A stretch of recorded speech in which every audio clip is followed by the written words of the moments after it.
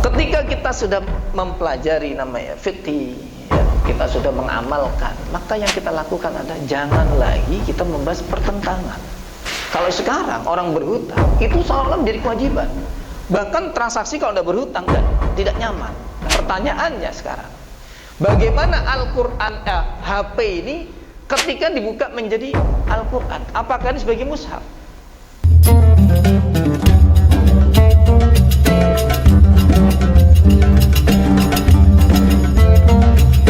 Bismillahirrahmanirrahim. Assalamualaikum warahmatullahi wabarakatuh. Waalaikumsalam warahmatullahi wabarakatuh. Alhamdulillahi rabbil alamin.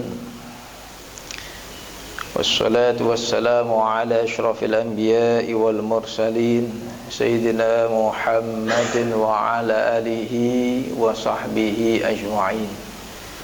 Rabbi zidni ilma warzuqni fahma. Rabbi shrah li sadri wa yassir li amri wahlul 'uqdatam bil lisani yafqahu qawli.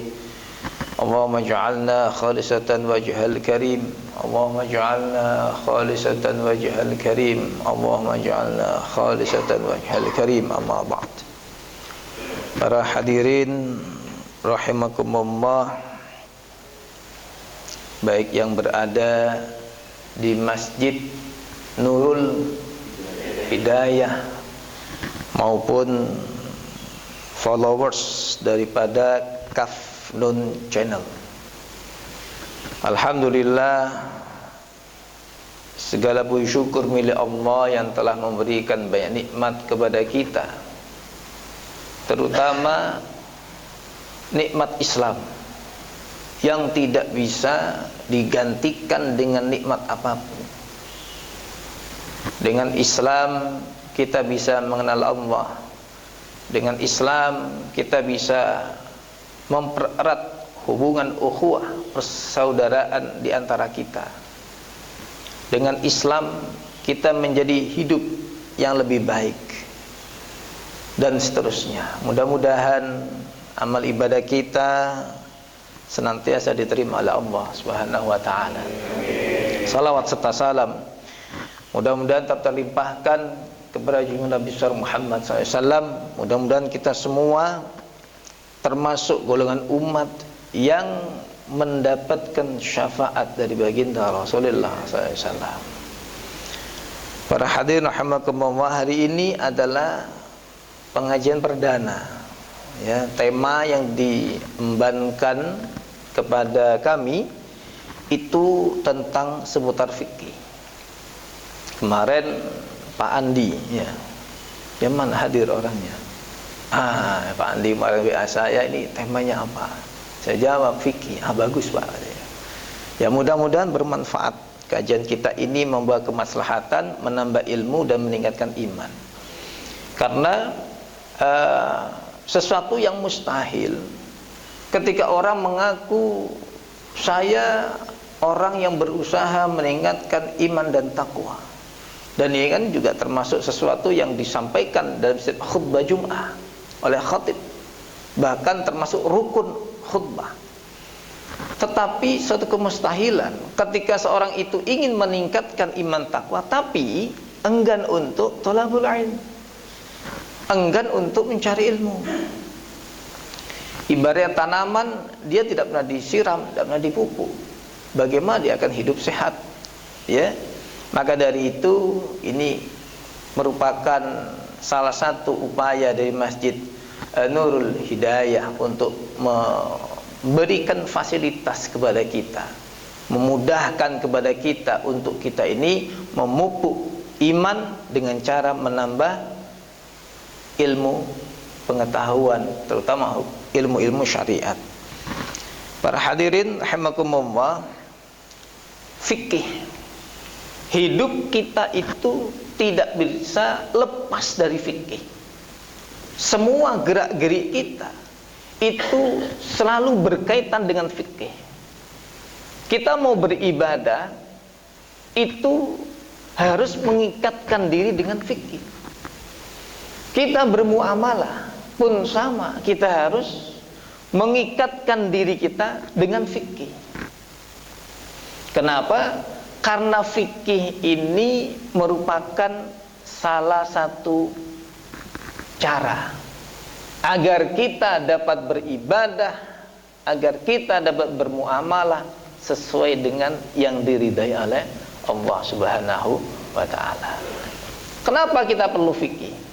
Kenapa kita langsung saja kepada Al-Quran dan Al-Hadis misalnya, ya kan Al-Quran dan Al-Hadis itu adalah sumber utama daripada sumber hukum dalam Islam. Semua aturan itu pasti muarai kepada Al-Quran dan Al-Hadis. Kenapa kita nggak langsung kepada Al-Quran dan Al-Hadis? Kenapa kita masih memerlukan namanya fikih? Ternyata antara syariat Al-Quran dan Hadis itu kan syariat. Syariat, fikih, ya, ngomongin masalah dalil, ini sesuatu yang berbeda, Pak. Kita harus menempatkan sesuatu bertempatnya. Kalau kita ngomong syariat dengan mengatakan kita kembali kepada Al-Quran dan Hadis, ini sama saja kita mengkonsumsi sebuah makanan tetapi pada bahannya. Kita memakan makanan tetapi makan bahannya, bukan memakan barang jadinya.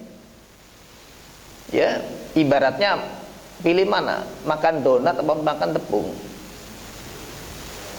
Makan donat dong. Pagi ini menunya apa? Nasi uduk. Pilih makan nasi uduk. Ya. Pilih makan nasi uduk atau makan beras? Tentu kita pilih nasi uduk. Ya, demikian juga ketika kita membicarakan ini dalil, ini syariat, kembali Al-Quran Hadis. Al-Quran Hadis itu ibaratnya bahan, belum bisa dikonsumsi. Maka dari itu konsepnya ini hukum syariat ranahnya. Hukum syariat itu apa? Hukum syariat itu adalah segala sesuatu yang diperintahkan oleh Allah, itu hukum syariat. Misalnya, ya, perintah akan pelaksanaan sholat. Ya, dalam Al-Quran biasanya kalimat ayatnya wa aqimus sholata. Ya, perintah tentang sholat. Tentang misalnya tentang puasa. Ya ayyuhalladzina amanu kutiba alaikumus syiyam kama kutiba alladzina min qablikum la'allakum tattaqun. Jadi kalau berbicara tentang hukum syariat, yang dibahas itu adalah perintah-perintah Allah yang termaktub di dalam Al-Quran maupun Al-Hadis. Tetapi kalau bicara masalah fikih, itu apa? Fikih itu yang dibahas adalah fikih secara bahasa, itu maknanya al-fahmu, faham, fikih. Ya, fikih itu secara bahasa maknanya faham.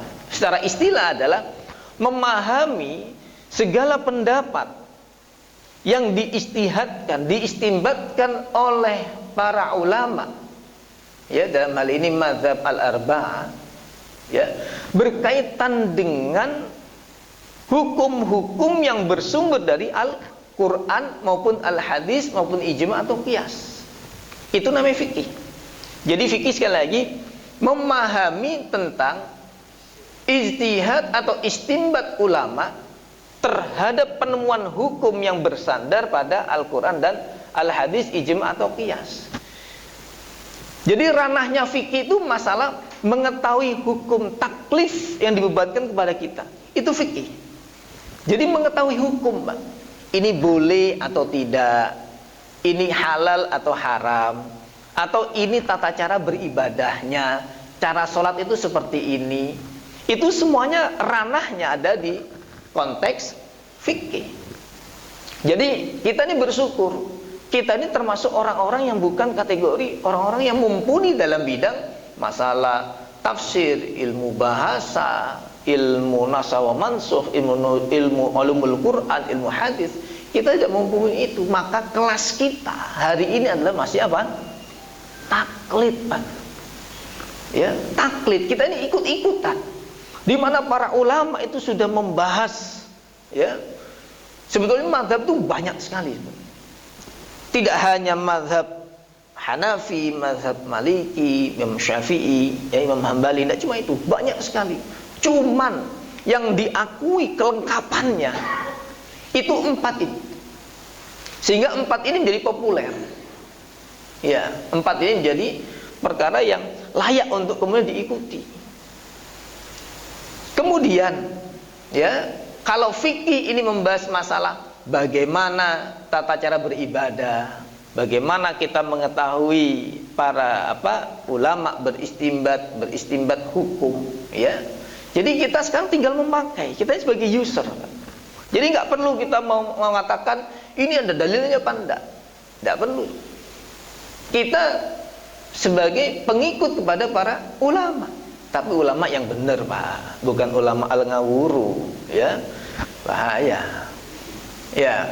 Nah, kalau kita berbicara masalah dalil, itu ranahnya bukan fikih. Ya. Ini dalilnya apa? Ini apa? Itu bukan ranahnya, bukan fikih. Tapi apa? Usul fikih. Ya. Usul fikih itu apa? Kaidah-kaidah, ya, yang membahas tentang dalil-dalil yang nanti menghasilkan hukum. Itu namanya usul fikih. Nah, seringkali kita itu salah tempat. Seringkali kita itu keliru menempatkan diri. Kita ini ranahnya masih taklid dalam bidang fikih. Kok kita ini masuk dalam bidang apa? Ahlil usul fikih. Mau tak ngatik dalil. Ya, wah ini nggak ada dalilnya nih, begini begitu. Mohon maaf, ini salah tempat.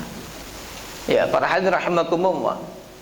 Maka begitu pentingnya kita itu mempelajari fikih. Sampai-sampai ada sebuah hadis yang diriwayatkan oleh Muawiyah, bahwasanya Rasulullah SAW itu bersabda, "Man yuridullahu bi khairan yufaqahu fid din." Ya, man yuridillahu bi khairan yufaqihu fid din. Man, siapa orang, yurid itu menghendaki, Allahu, siapa Allah, bihi, terhadap orang tersebut, khairan, kepada kebaikan, yufaqahu fid din, maka dia akan dipahamkan dengan masalah agama. Jadi kalau kita faham agama, maka kita itu hakikatnya mendapatkan kebaikan, Pak, dari Allah. Seperti kita hadir di sini ini. Kita ini yang hadir di sini, ini orang-orang pilihan, Pak. Ya, ini bukan orang sembarangan. Ya. Kenapa? Karena kita mendapatkan apa? Kartu undangan VVIP dari Allah. Pertama, menghadiri sholat subuh. Kedua, menghadiri majlis ilmu. Ketiga, menghadiri ya makan-makan, kan begitu. Ya. Jadi di dalam setiap majlis ilmu itu, Pak, ini diceritakan ini dalam kitab Zuratul Nasihin, ya, bahwasannya ada malaikat Safara ini sesuai dengan nama yang muter keliling, muter terus Safara ini. Nah, malaikat Safara ini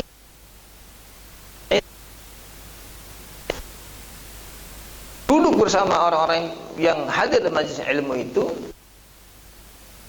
Dia akan mencatat siapa yang hadir di majelis ilmu ini. Tidak hanya itu, ketika malaikat Safara yang datang, maka seluruh malaikat-malaikat yang ada di arsy, di ard ini, bumi, itu akan tertarik dan kemudian akan duduk bersama orang yang menghadiri majelis ilmu. Cuman kan sayang, kita tidak bisa lihat nih malaikat yang mana, kita nggak tahu. Ya, bisa jadi Pak Rahmat ini malaikat, ya, sedang talbis, ya, malaikatnya, ya. Tapi nanti kita lihat merokok apa enggak. Malaikat itu enggak merokok, Pak. Nah, kalau merokok, batalin malaikatnya, kan gitu. Ya. Ya. Para hadirin rahimakumullah, ya. Jadi betapa pentingnya kita itu berfikih. Jadi berfikih ini adalah mengetahui ilmu tentang tata cara beribadah. Di mana ilmu itu berdasarkan apa? Istinbat daripada ulama. Jadi tugas kita sekarang adalah ya sudah, kita laksanakan apa yang dikatakan Allah. Salat ya salat. Kemudian tidak perlu kita mempertentangkan permasalahan tentang bagaimana tata cara salat itu. Apakah takbir itu dengan bismillahirrahmanirrahim Allahu akbar, atau Allahu akbar, atau Allahu akbar, atau Allahu akbar. Mana yang betul kira-kira? Mana yang betul, Pak? Yang pertama takbir. Ya, takbir itu rukun sholat. Orang yang sholat tidak bertakbir berarti sholatnya tidak sah. Ya, takbir itu rukun sholat. Pertanyaan saya, mana takbir yang betul? Mensejajarkan dengan telinga di atas pundak, atau mensejajarkan pundak begini, atau ya di depan dada, atau tidak sama sekali? Mana yang betul?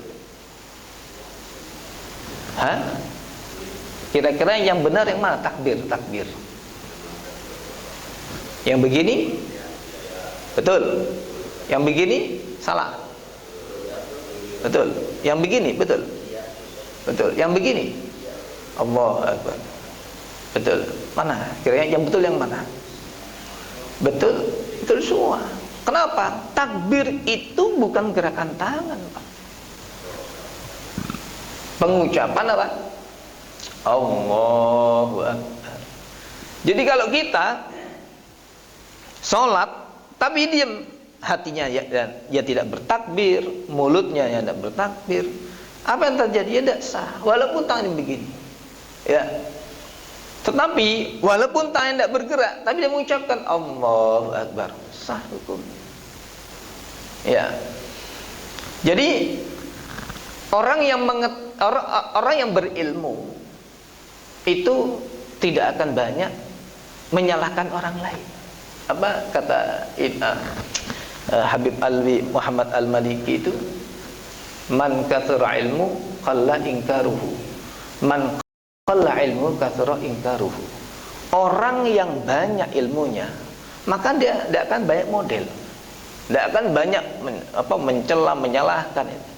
Tapi biasanya orang yang sedikit ilmu banyak model. Nah, di sini ada orang yang hadir yang suka banyak model ada. Ya. Ciri-ciri orang berilmu, ya. Maka dari itu betapa pentingnya ilmu, agar ilmu fikih, agar kita dalam beribadah itu menjadi ibadah yang sempurna. Ya. Maka dari itu disindir di dalam surat Az-Zumar ayat ke-9. Ya, disindir dalam Al-Quran surat Az-Zumar 9. Ada Mbak HP? Yang Mbak HP silahkan dibuka surat Az-Zumar ayat yang ke-9. Ya. Nah, besok kalau pas giliran saya kalau sholat subuh bawa HP, Pak. Ya. Jadi wajib bawa HP. Biasanya kan tidak wajib. Ini diwajibkan. Ya. Kenapa? Nah, biasanya saya kalau ngaji itu yang disuruh ngaji jamaahnya. Ya. Ketemu surah Az-Zumar ayat 9 atau ya. Mungkin yang di pojok nih Pak, siapa namanya Pak? Ya, sampingnya. Ya. Yang di pojok. Itu depannya pojok. Ya. Saya begini, saya khawatir di pojok ini sudah hafal Quran itu. Ya. Cuman kan sedang merendahkan diri kan, tidak menampakkan gitu kan. Ya, ketemu Pak? Ketemu? Ada yang bisa ini mendonasikan bacaan Al-Quran? Mana? Abah yang mana? Fadol, berkenan enggak? Ya. Baik. Di surat Az-Zumar ayat 9, Allah itu menyampaikan pesan begini. Qul hal yastawi alladzina ya'lamuna walladzina la ya'lamun. Ini sindiran ini, kalimat ini. Hal yastawi, apakah sama? Ya. Alladzina ya'lamuna, orang yang mengerti. Walladzina la ya'lamun, dan orang yang tidak mengerti. Apakah sama ibadahnya orang yang faham hukum fikih tentunya dengan orang yang tidak faham hukum fikih? Kalimat ini adalah pertanyaan ingkari, Pak. Pertanyaan pengingkaran, pertanyaan menghinakan. Ya ibaratnya apakah sama orang yang pintar dengan orang yang tidak pintar? Tentu jawabannya adalah itu pun tidak usah dijawab, pasti jawabannya beda. Ya. Ketika orang tidak memiliki ilmu fikih, Pak, maka menimbulkan banyak mudarat. Ya, orang yang beribadah atau hidup tanpa menggunakan fikih ini adalah sesuatu yang berbahaya. Sampai-sampai Imam Ghazali itu dalam kitab Ihya menyampaikan, sungguh heran orang yang hidup dalam keadaan mempertahankan kebodohannya. Pendapatnya Imam Ghazali, sungguh mengherankan orang yang hidup dengan mempertahankan ketidaktahuannya. Kenapa? Orang yang tidak tahu itu berpotensi melakukan hal-hal yang banyak sekali dengan kontradiktif, banyak hal-hal yang bertentangan. Ini orang tidak paham. Ya, contoh di zaman Nabi itu, ini sudah cerita klasik yang banyak dibahas, Pak. Di zaman Nabi ada dua orang dalam keadaan junub. Dua-duanya melakukan safar, yang kemudian di tengah safar itu keduanya mengharuskan untuk sholat. Ya, yang terjadi adalah tidak ada air. Lalu terjadilah perdebatan antara dua orang ini. Yang satu mengatakan, ini kalau sholat, ini badan kita harus disucikan, harus menghilangkan hadas besar. Caranya gimana? Yang satu mengatakan gulung-gulung di atas apa? Padang pasir. Ya, di atas pasir. Yang satu mengatakan, oh enggak, cukup dengan tayamum. Ya, akhirnya apa? Yang satu gulung-gulung, yang satu tayamum. Akhirnya masalah ini diadukan kepada Rasulullah. Kemudian Rasulullah menyampaikan, kalau tidak ada air, cukup dengan bertayamum. Ya, ini akibat apa? Yang satu itu mengerti, yang satu tidak mengerti. Contoh yang lain, tahu Abu Nawas? Abu Nawas itu, ya, ini Abu Nawas itu orangnya real ya, ada ya. Abu Nawas itu ada. Abu Nawas itu hidupnya di era zaman Harun al-Rasyid. Ya, cerita itu kan itu. Jadi Harun al-Rasyid masuk raja, dalam cerita anekdot itu yang sering diprank lah dengan sama Abu Nawas. Tapi sebetulnya adalah Abu Nawas itu adalah seorang ulama, seorang pujangga, seorang zuhud, seorang yang alim al-alama, yang memang menjadi penasehatnya Harun al-Rasyid. Orangnya itu cerdas, cuma ya lucu. Satu waktu dalam kisah anekdotnya, nah ini cerita tidak benar, tapi hanya sebagai contoh, Abu Nawas itu diminta menjadi imam sholat jenazah. Ya, Abu Nawas itu diminta untuk menjadi imam sholat jenazah. Abu Nawas merasa, saya ini belum pernah menjadi imam sholat jenazah, dan saya ini jarang melakukan sholat jenazah. Dipaksa oleh Harun al-Rasyid, kamu jadi imam, mau nggak mau kamu. Akhirnya jadilah imam Abu Nawas itu. Kalau sholat jenazah ini kaifiahnya bagaimana, Pak? Pakai rukuk enggak kira-kira? Ya, pakai sujud enggak? Ketika itu Abu Nawas noleh, wah gimana cara sholatnya? Allahu Akbar, semuanya Allahu Akbar. Al-Fatihah, ghairil maghdubi 'alaihim waladdallin, Allahu Akbar, rukuk. Abu Nawas kaget, Rasyid. Apa-apaan Abu Nawas ini? Sholat jenazah pakai rukuk. Tapi diikuti, Pak. Harun al-Rasyid ikut rukuk juga. Kenapa? Imamnya ikut rukuk. Setelah rukuk ya sujud. Selesai. Assalamualaikum warahmatullahi wabarakatuh. Langsung dipegang Harun al-Rasyid. Kenapa kamu sholat jenazah pakai rukuk dan sujud? Namanya orang pinter, bisa ngeles. Ini raja, ini orang dosanya terlalu banyak. Kalau pakai sholat jenazah yang biasa, ini Tidak bisa menjadi penebus dosa ini katanya. Ya. Makanya saya tambahi dengan rukuk dan sujud. Supaya apa? Allah mengabulkan doa kami, diampuni orang. Ya. Ini ilmu apa? Ilmu ngeles, Pak. Ya, gara-gara apa? Gara-gara pemahaman fikihnya ini masih kurang tepat. Kalau di dalam kitab Al-Mukhtar, Fadhail Mukhtar, tidak salah, itu diceritakan ada orang yang kalau berpakaian persis kayak orang alim, persis, songkoknya, jubahnya persis kayak orang alim. Sehingga suatu waktu orang ini diminta oleh penduduk kampung untuk memandikan mayat. Ada di sini yang pernah mandikan mayat, Pak? Atau yang amil ada? Belum ada ya. Nah, kapan-kapan latihan ya. Kita latihan, bikin kelas latihan mengkafani mayit dan memandikan mayit. Nah, kapan-kapan kita insyaallah ya. Lah, terus orang ini dipaksa. Akhirnya bingung kan, sudah pernah mandiin jenazah, cara gimana juga nggak tahu. Hanya cuma penampilan ya. Tutup memandikan tutup, tidak ada boleh lihat, semua suruh pergi, termasuk ahli warisnya suruh pergi. Bingung, ini orang bingung, gimana caranya mandiin jenazah? Dilihatin jenazah, Pak, dilihatin gitu. Nah kok ketika dia mandikan jenazah, mayatnya ini terpeleset, ya terpeleset masuk sungai, hilang. Ya, ini Fadhail Mukhtar dari kitabnya itu, ya. Akhirnya apa?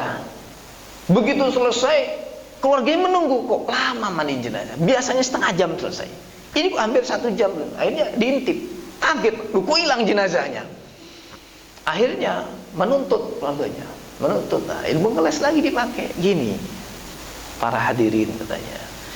Tadi ketika saya mandikan jenazah ini jenazah langsung diangkat oleh Allah, langsung dimasukkan surga. Oh begitu Pak Kiai? Iya, kayak abal-abal begini modelnya Pak. Padahal apa? Kepleset masuk ke sungai. Ya.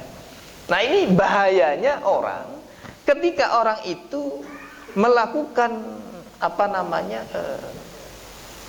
amal ibadah atau bermuamalah ketika tidak bertopang kepada fikih. Ya. Dan ketika kita sudah mempelajari namanya fikih, ya, kita sudah mengamalkan, maka yang kita lakukan adalah jangan lagi kita membahas pertentangan. Kenapa? Fikih itu ilmu furu, bukan usul. Ya, yang usul itu adalah tentang konsep bahwa Allah itu adalah Tuhan, tiada Tuhan selain Allah, Nabi Muhammad adalah utusan Allah, Allah memerintahkan sholat, Allah memerintahkan puasa, Allah memerintahkan haji, ya, dan melakukan ibadah-ibadah lain. Yang penting itu jangan diganggu. Jangan sampai kita mengatakan, oh sholat itu tidak wajib, ya, oh puasa itu tidak wajib. Kalau ini sampai terucap, hati-hati, keimanan kita terancam batal. Kalaulah dalam perbedaan dalam masalah tata cara ibadah, ya, tata cara kita bermuamalah, itu tidak jadi soal, ya, dan itu tidak perlu dipertentangkan. Kenapa? Ini urusan fikih. Fikih itu apa? Pemikiran ulama terhadap dalil-dalil dalam rangka untuk menemukan sebuah hukum. Jadi ini pendapat ulama fikih itu. Ya, para hadirin rahimakumullah, ya, fikih itu berkembang. Di zaman Nabi, fikih itu sudah ada. Tetapi fikih itu baru ditulis itu bukan di zaman Nabi. Fikih itu baru ditulis di zaman tabi'in dan tabi'in. Fikih itu. Di zaman Nabi orang tidak konsentrasi kepada fikih. Ya, kenapa? Karena marojiknya masih ada. Siapa? Rasulullah. Di zaman sahabat banyak orang itu berdiskusi tentang fikih itu langsung pada sumber yang kedua, ya. Setelah Rasulullah, sumber berikutnya adalah para sahabat. Ya, Al-Qur'an, Al-Hadis, ada namanya ijma. Nah, ijma ini bertanya kepada siapa? Kepada para sahabat. Ada beberapa sahabat yang begitu ekstrim. Di antara mereka ada yang tidak mau meninggalkan Madinah. Mereka tidak mau meninggalkan Madinah. Kenapa? Karena khawatir keilmuan, pemahaman ini bercampur dengan bangsa lain, sehingga apa? Apa segala yang diajarkan Rasulullah menjadi pudar. Ada sahabat-sahabat seperti itu, ada. Ya. Nah, fikih itu berkembang pesat, baru ditulis itu di era siapa? Tabi'in dan tabi'in. Contohnya siapa? Contohnya, ya, dalam mazhab kita ini ada 4, ya. Mazhab yang pertama siapa? Hanafi yang pertama, Pak. Ya, setelah Hanafi siapa? Maliki. Ya, jadi Imam Hanafi, kemudian Imam Maliki, kemudian Imam Syafi'i, kemudian terakhir siapa? Imam Hambali. Ya, Imam Hanafi dan Imam Maliki ini termasuk golongan tabi'in. Mereka ini golongan orang yang pernah ketemu para sahabat.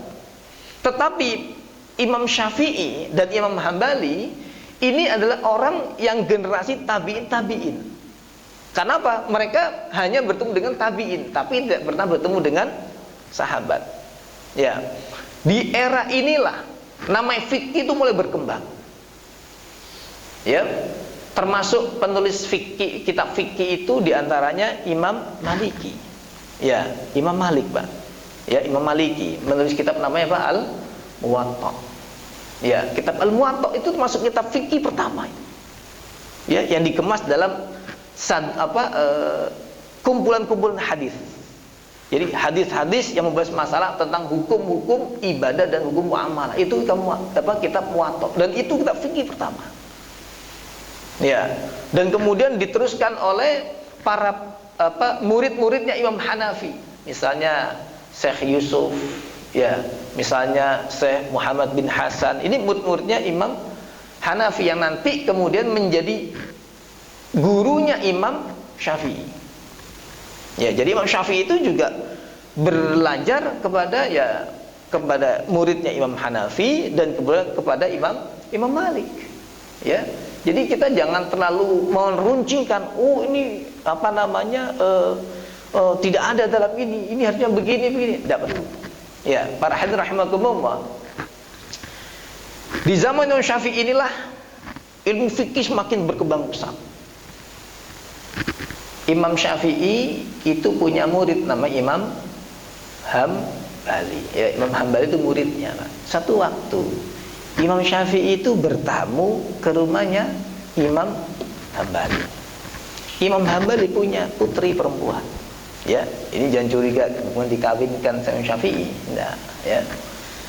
Jadi ketika bertamu, putrinya Imam Hambali ini begitu terkesan dengan nama Imam Syafi'i, tapi belum pernah ketemu orangnya.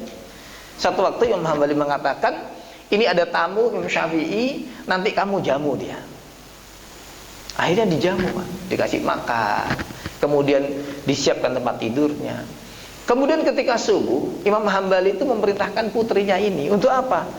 Untuk membangunkan Imam Syafi'i sholat subuh berjamaah. Begitu diketok kamarnya, Imam Syafi'i itu keluar. Tetapi si perempuan putrinya Imam Hambali ini tahu bahwasanya Imam Syafi'i itu ketika di kamar tidur. Ya, berbaring kan tidur, normal orang tidur. Ketika diajak sholat subuh, tiba-tiba Imam Syafi'i langsung tidak pakai wudhu, tidak pakai apa, langsung berdiri di sampingnya Imam Hambali dan mempersilahkan Imam Hambali menjadi imam. Oh, ini kan seorang guru yang baik nih. Tawadhu, terhadap muridnya pun masih tawadhu. Selesai sholat, putrinya itu ngomong protes. Ya, katanya, ini yang disebut dengan Imam Syafi'i. Iya. Mana? Beliau itu seorang yang zuhud. Mana? Beliau seorang yang alim. Semalam saya perhatikan, dia makannya tuh banyak. Bahkan makanan yang disediakan itu hampir tidak tersisa. Makanannya itu hampir tidak tersisa. Pertama. Nomor dua, Orang ini saya perhatikan tidur, mulai masuk kamar tuh dia sudah tidur. Nomor 3, setelah tidur, kenapa sebagai orang yang alim dia ketika sholat subuh itu tidak pakai wudu?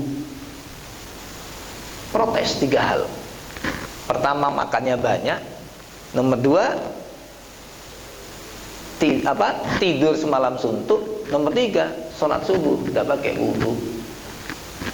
Apakah model begini seorang yang disebut dengan al-alama, asyuyukh, ya? Ditanyakan perkara itu kepada Imam Syafi'i. Imam Syafi'i menjawab, semalam memang iya, saya makan itu banyak, bahkan saya habiskan makanan itu. Kenapa? Alasan Imam Syafi'i apa? Saya yakin makanan yang disajikan oleh orang yang alim itu adalah makanan yang halal. Makanan halal itu bagi saya adalah obat. Ya, makanan halal itu adalah obat. Nah, nasi uduk nanti halal apa enggak? Kalau halal, Pak, habiskan, Pak. Ada sisa, gotong Pak ke rumah. Kenapa? Ini makanan ini obat. Ya. Kadang kita kan nggak yakin, Pak, menurut begitu. Kita obat itu apa? Ya obat medis itu menurut kita. Padahal kan enggak. Kalau kita yakin itu obat-obat. Ya, menyimpan baik kebaikan. Itu kalau acara maulid ya. Acara maulid di mana, di Ampel, ya. Di mana, di Solo, ya, Habib Anis. Itu kalau misalnya ada makanan, Pak, itu di sini pro Ba'alawi atau kontra Ba'alawi?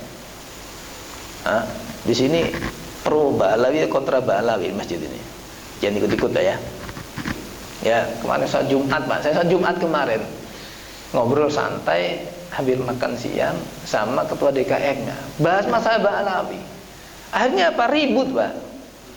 Ya, yang saya ngomongnya begini, yang sono ngomongnya begitu. Tidak ketemu. Ya. Ya, kembali ke cerita. Itu biasanya ada orang-orang yang memang keyakinannya itu sudah kelas tinggi, Pak. Itu kalau ada nasi bekasnya acara maulid yang apa namanya, yang kececer ke lantai itu diambil, Pak. Diambil. Termasuk yang cerita ini Pak Said Agil Munawar, ya, Prof Said Agil Munawar. Itu di apa namanya, pungut nasi itu dipungut. Terus apa? Ini dibawa ke rumah. Terus apa? Kemudian itu dimasukkan ke nasi yang ada. Kalau zaman sekarang kan magic jar gitu ya, campur gitu. Kenapa? Karena keberkahannya luar biasa ini. Acara maulid, makanan bekas acara maulid ini. Ya. Cuman kan kita kadang ya kurang yakin lah begitu ya. Nah, termasuk Imam Syafi'i meyakini makanan yang disajikan oleh orang yang baik, orang yang alim itu adalah obat. Maka yang atas dasar itu dia tidak mau kehilangan kesempatan untuk menyehatkan tubuhnya, untuk memakan apa yang telah disajikan oleh Imam Hambali. Nomor 2, tuduhan semalam dia tidur. Ternyata beliau menyampaikan, saya semalam itu mau tidur. Ketika saya mau tidur, langsung muncul berbagai macam permasalahan dalam benaknya. Nah, permasalahan itu terjadi apa? Bahsul masail, Pak. Imam Syafi'i itu seolah-olah bahsul masail dengan Imam Hambali dalam posisi seperti orang tidur. Tahu bahsul masail, Pak, ya? Berbagai macam permasalahan untuk ditemukan jawaban dan solusinya. Itu bahsul masail dalam NU. Kalau dalam Muhammadiyah namanya Dewan Tarjih biasanya. Ya. Itu Imam Syafi'i mengalami itu. Sehingga apa? Walaupun secara fisik dia itu rebahan seperti orang tidur, tetapi hakikatnya dia tidak tidur semalaman. Maka dari itu yang ketiga, kenapa dia sholat subuh tidak menggunakan wudhu? Kenapa? Karena wudhu sholat isyaknya itu belum batal ketika waktu subuh. Ya, ini cerita ya tentang Imam Syafi'i, bahwasanya beliau termasuk penemu atau seorang mujtahid yang memiliki banyak pengetahuan yang hasilnya kita rasakan hari ini. Ya, maka dari itu ini sebagai muqaddimah Bahwasanya para hadirin rahimakumullah, sekali lagi betapa pentingnya kita berfikih, sehingga apa? Hidup kita tidak kaku, Pak. Hidup kita ini tidak menjadi orang yang merasa benar sendiri. Karena apa? Fikih itu juga berkembang. Fikih itu berkembang. Fikih itu tidak stuck. Walaupun dalilnya terbatas, tetapi permasalahan-permasalahan masyarakat itu selalu ada baru dan berkesinambungan. Ya, maka butuhnya kita fikih adalah dalam rangka untuk menjawab berbagai macam permasalahan kehidupan dalam urusan ibadah dan muamalah. Contoh, ya, pernah dengar namanya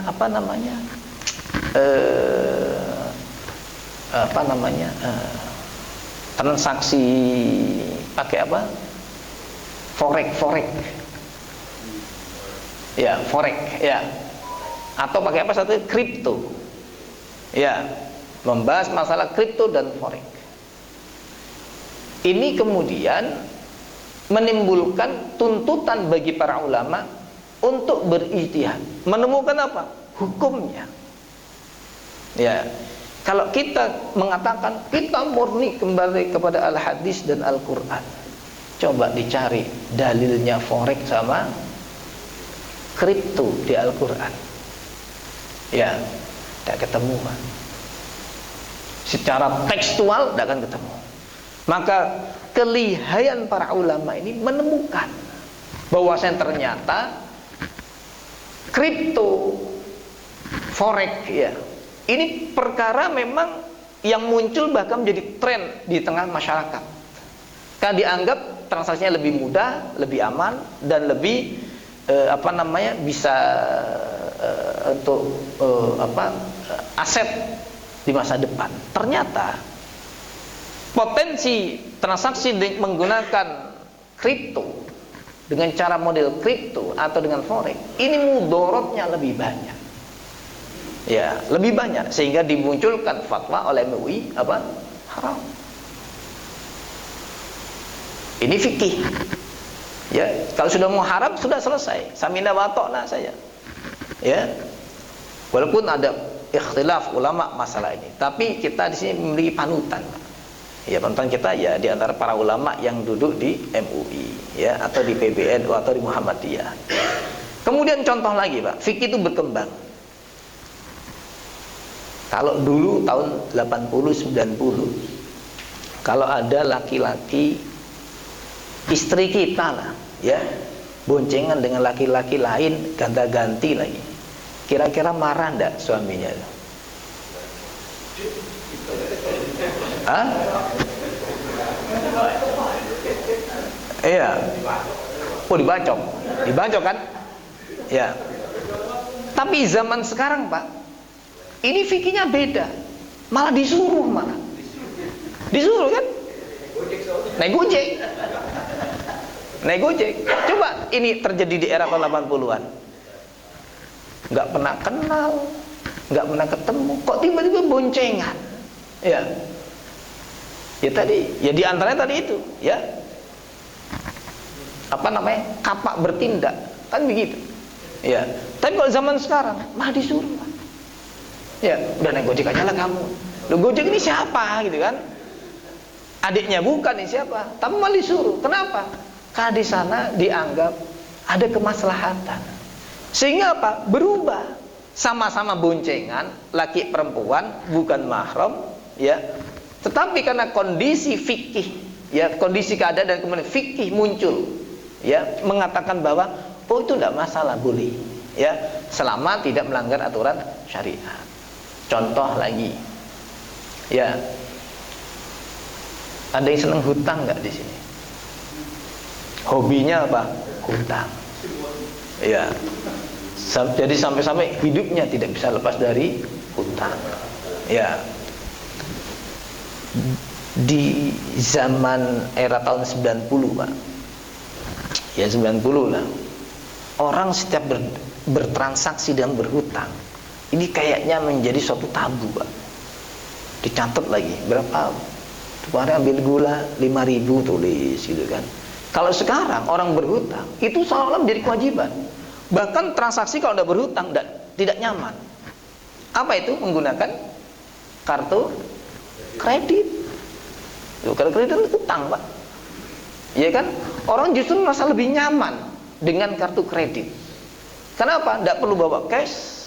Dia cukup dengan kartu itu, yang penting PIN-nya ingat, transaksi selesai.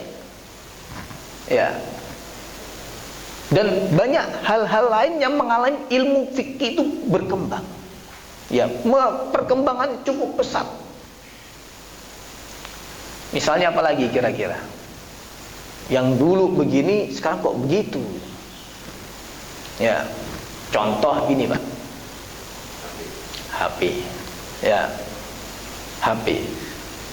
Di HP ini dulu orang baca Quran itu pakai apa?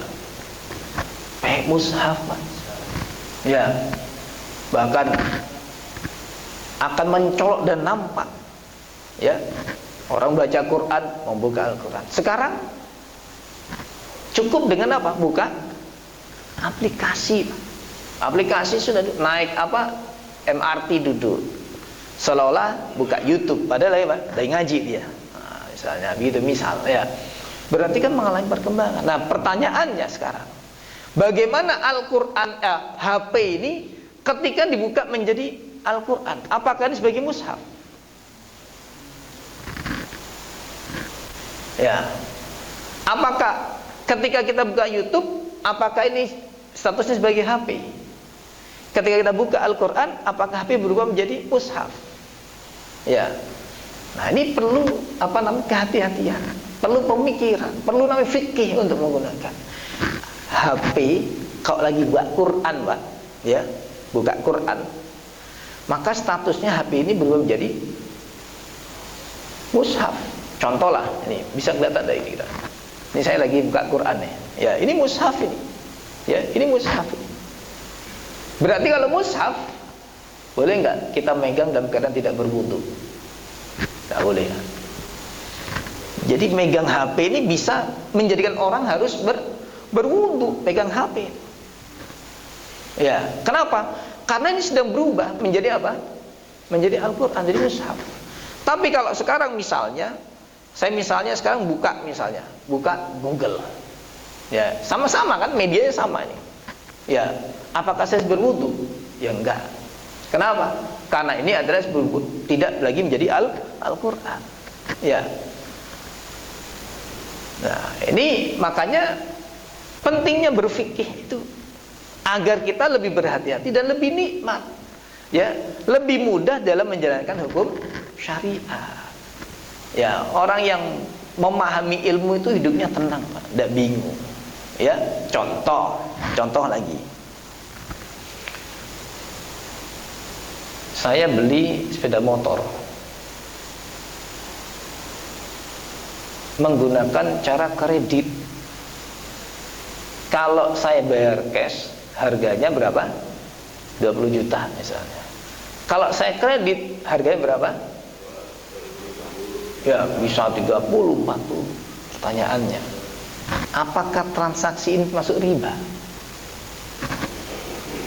Transaksi kredit itu riba enggak kira-kira? Hah? Riba. Oke. Ada lagi enggak? Sepakat riba? Oh, ada enggak? Ini ada perbedaan pendapat nih. Ya. Ini perlu kita tabrakkan ini. Ya. Ya. Ya. Ini apa namanya? Banyak orang itu memahami bahwa transaksi yang namanya apa tadi? Kredit, ya, itu riba. Ada apa? Di Pamulang, Villa Pamulang. Karena dia baru mendengar kajian bahasanya, bukan pengajian, kajian, ya, mendengar mengatakan gurunya, ustadznya kayaknya bahwa kredit itu riba. Langsung, Pak, tinggalin semua. Ya, dia mobil kredit, dia itu pilot pesawat apa ya. Itu rumahnya ditinggal, mobilnya ditinggal, sampai jam tangan yang kredit bermerek itu ditinggal. Jadi semua dikembalikan ke leasing. Katanya saya mau kembali ke hidup yang apa sunnah, katanya begitu. Apa begitu? Itu namanya nyusahin diri. Ya, kenapa? Di dalam Islam itu ada namanya bai'ul ajal, transaksi yang tunda. Itu kalau bahasa tekstualnya. Kalau bahasa kita adalah kredit. Makanya dalam transaksi jual beli cash dan kredit itu akadnya berbeda, Pak. Kan begini, Bapak kalau beli motor ini dengan cara cash, akadnya begini, Pak. Bapak kalau misalnya dengan cara kredit, akadnya begini, Pak. Sama enggak akadnya? Oh, enggak sama. Yang ini bayar penuh dengan sekali bayar, yang ini dengan cara tempo. Berapa kali tempo sehingga harganya ini berubah. Kenapa? Resiko yang ditanggung oleh penyelenggara dalam hal ini leasing dan finance misalnya, itu resikonya lebih tinggi. Ya, sehingga menanggung resiko, menanggung karyawan dan sebagainya, itu kan perlu diperhitungkan. Ya, kita berpikir ke sana. Ya, jangan karena hanya berpatokan beda harga pasti riba, enggak begitu. Ya, ini kalau begini ya repot nanti ini. Itu yang nanti istrinya dibayar maharnya cicil, riba itu berarti kan begitu. Ya, kan berarti riba begitu. Wah, ya. Maka jangan sok-sokan, wah ini riba haram, wah ini haram. Jangan mengharamkan perkara yang halal. Ya. Kenapa al halalu bayyinun wal haramu bayyinun? Sudah jelas itu. Jadi jangan kita menjadi berpindah posisi dari seorang yang taklid dalam hukum fikih berubah menjadi apa? Ahli usul fikih. Ya, jangan berpindah, jangan bergeser, bukan ranah kita di sana. Ya. Baik, para hadirin rahimakumullah. Saya rasa itu materi kita hari ini. Insyaallah materi berikutnya kita bahas masalah thaharah, ya. Karena thaharah itu adalah ilmu yang paling penting di dalam beribadah. Kenapa? Itu kemudian para ulama mencatat dalam buku fikihnya itu tidak langsung bab sholat, Pak, tapi bab air, macam-macam air yang suci mensucikan, itu dibahas. Kenapa? Karena kuncinya ibadah itu adalah wudu adalah menggunakan air. Ya, kita bahas nanti insyaallah masalah air yang suci mensucikan itu bagaimana kalau misalnya ada toren kok itu bau besi, apa itu masih layak untuk digunakan bersuci? Bagaimana kalau sumur kita kemasukan bangkai tikus? Bagaimana cara solusinya? Bagaimana kalau kita mandi di bak yang baknya itu ada ikannya? Ada enggak? Hah? Ada enggak? Bak mandi itu ada ikannya. Ya. Nah, gimana sholat atau wudhu pakai, ya? Kita sholat atau wudhu pakai air itu. Itu ikan emangnya enggak BAB? Emang ikan itu enggak kencing? Ya. Gitu kan? Nah, ini kan permasalahan-permasalahan yang kadang mengganjal hati, Pak. Atau misalnya nih, kalau kita di masjid, ya ini banyak di Jawa Timur masjid ini. Masjid itu kalau misalnya kita wudhu, di tempat wudhu itu ada tempat wudhu, ada tempat mandi, kamar mandi. Ya, itu kan satu area. Nah, di luar area itu sebelum masuk itu ada bak kolam, Pak. Ya kan? Nah, permasalahannya ini bagaimana kolam ini? Kita sudah wudhu, sudah mensucikan diri, jalan kita. Mau nggak mau nyembur, kan? Atau yang ada punya ilmu khusus, ya, jalan di atas air, misalnya. Nah, gimana nih? Ya, wudhunya bagaimana? Setelah dari situ kita masuk masjid. Kira-kira itu menyebar najis atau bagaimana? Nah, ini nanti akan kita bahas ini diantaranya. Ya. Ya. Kalau sekarang begini, kira-kira sanggup enggak mendengarkan bab ini sampai selesai? Sanggup? Kalau saya ngomong enggak sanggup. Ya.